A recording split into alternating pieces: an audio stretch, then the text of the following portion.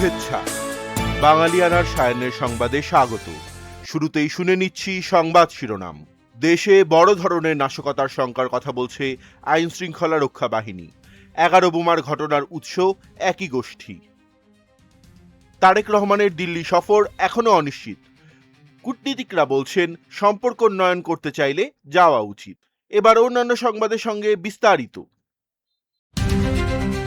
ঢাকার সাভারের সাধাপুর এলাকার মসজিদের মাঠে একটি নীল রঙের প্লাস্টিকের ড্রাম পড়ে থাকতে দেখে এগিয়ে যান স্থানীয় ব্যক্তিরা। ড্রামের ভেতরে ছিল স্কচ টেপে মোড়ানো একটি প্রেসার কুকার। স্থানীয় লোকজন ড্রাম থেকে প্রেসার কুকারটি বের করে মাঠে রেখে পুলিশকে খবর দেন। সাভারের ভবানীপুর পুলিশ ক্যাম্পের দায়িত্বপ্রাপ্ত উপপরিদর্শক ইমরান হোসেন বলেন, খবর পেয়ে বুধবার সকাল 8টার দিকে পুলিশ ঘটনাস্থলে গিয়ে কালো স্কচ টেপে মোড়ানো প্রেসার কুকারটি দেখতে পায়। এরপর ঢাকা থেকে বোমা নিষ্ক্রিয়করণ ইউনিট গিয়ে বোমাটি নিষ্ক্রিয় করে। এ সময় প্রচণ্ড শব্দে আশেপাশে আতঙ্ক ছড়িয়ে পড়ে। সাধাপুরের এই ঘটনায় আগের রাতে সাভারের দক্ষিণ শ্যামপুর এলাকার 3তলা একটি বাড়িতে অভিযান চালিয়ে ঢাকা মহানগর পুলিশের counter terrorism and transnational crime CTTC unit 11টি পায় বোমা, আইইডি সহ বিপুল পরিমাণ বিস্ফোরক দ্রব্য উদ্ধার করে। এর আগে গত মঙ্গলবার দুপুরে সাভারের হিমায়তপুর থেকে গ্রেপ্তার করা হয় মোহাম্মদ আরিফ নামের এক যুবককে।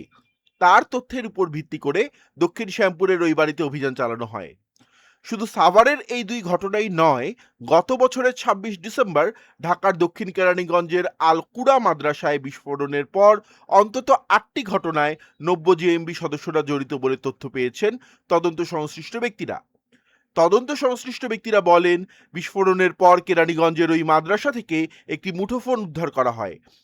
ওই মুঠোফোনে পাওয়া তথ্যের উপর ভিত্তি করে 1 ফেব্রুয়ারি যশোরের বাঘারপাড়ায় 90 জেএমবির শীর্ষ পর্যায়ের নেতা হাফিজ খালিদ ইব্রাহিমের ব্যক্তিগত গাড়ি চালকের বাসায় যৌথ বাহিনী অভিযান চালায়। সেখান থেকে 10টি শক্তিশালী গ্রেনেড, 3টি বিদেশি পিস্তলের 19টি গুলি, একটি চাপাতি, একটি ছুরি ও একটি খুর উদ্ধার করা হয়।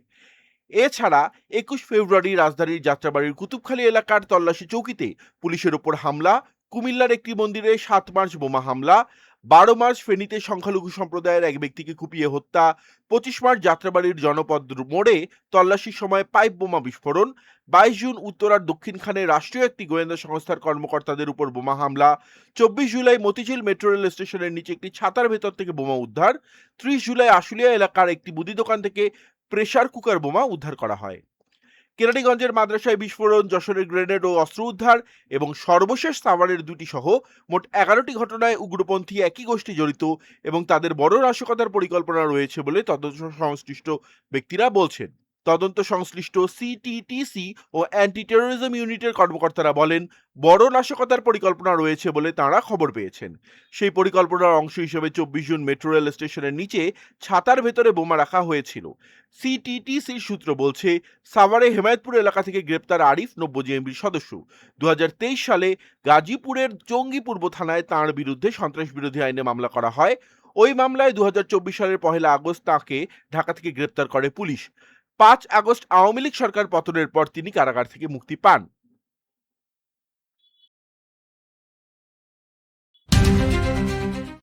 আগামী মাসে ভারতের নয়াদিল্লিতে অনুষ্ঠিত হতে যাচ্ছে অষ্টাদশ ব্রিক্স সম্মেলন। এই সম্মেলনে বাংলাদেশের প্রধানমন্ত্রী তারেক রহমানকে যোগ দেওয়ার আমন্ত্রণ জানানো হয়েছে ভারত সরকারের পক্ষ থেকে।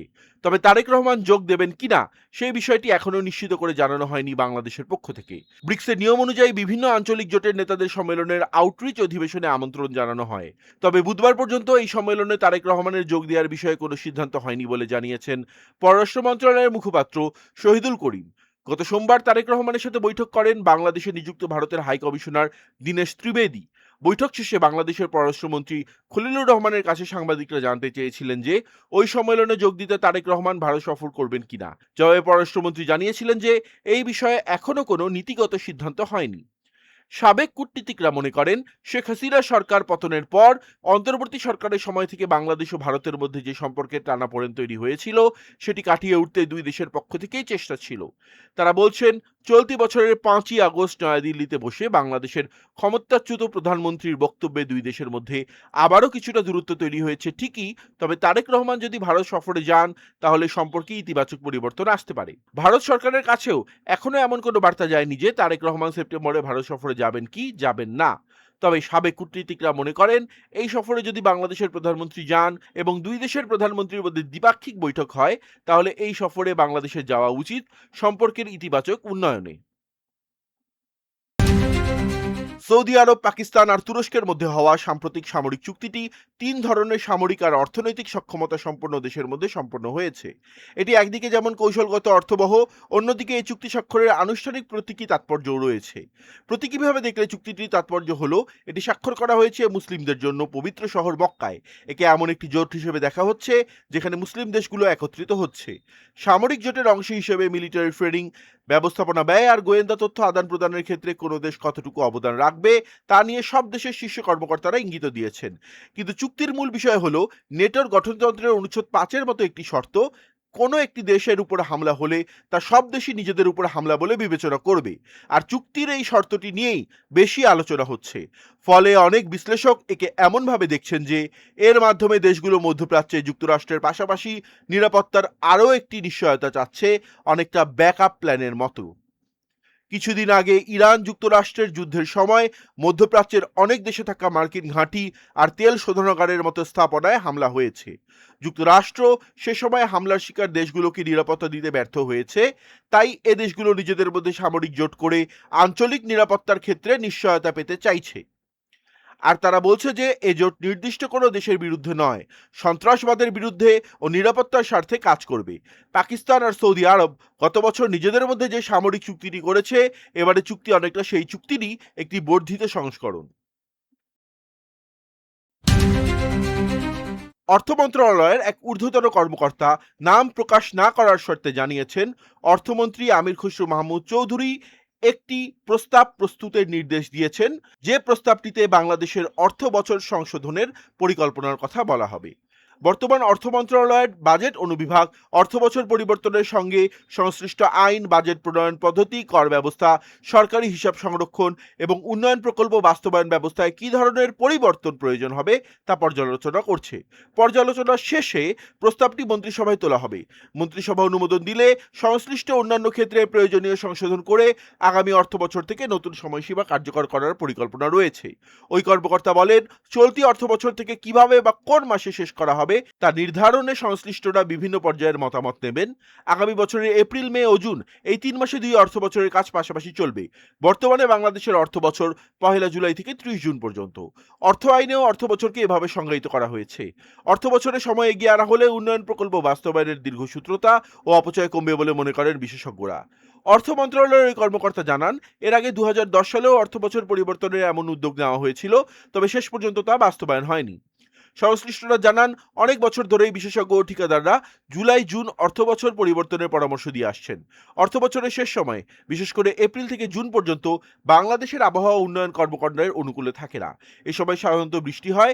জুনে বরাদ্দের অর্থ ব্যয় করতে গিয়ে প্রকল্প বাস্তবায়নে তড়িঘড়ি, নিম্নমানের কাজ এবং অর্থের অপচয়ের ঘটনা ঘটে।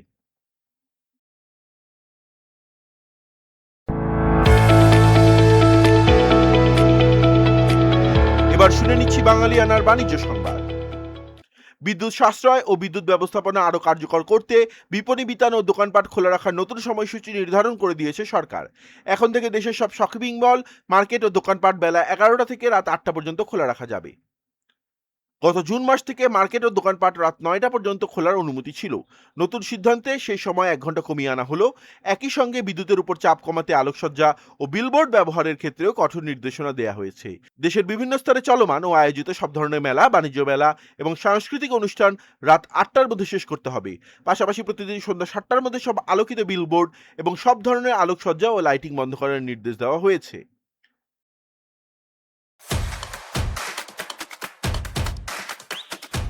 এবার শুনে নিচ্ছি বাঙালিয়ানার ক্রীড়া সংবাদ।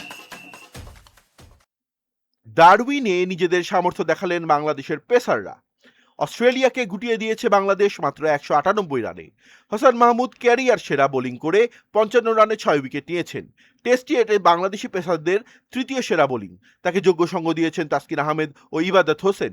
2টি করে উইকেট নিয়েছেন তাসকিন ও ইবাদত।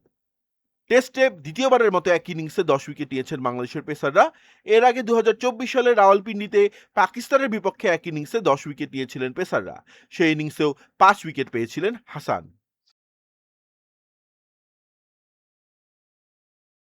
বাঙালিয়ানার সায়াহ্নের সংবাদ শেষ হলো। ধন্যবাদ।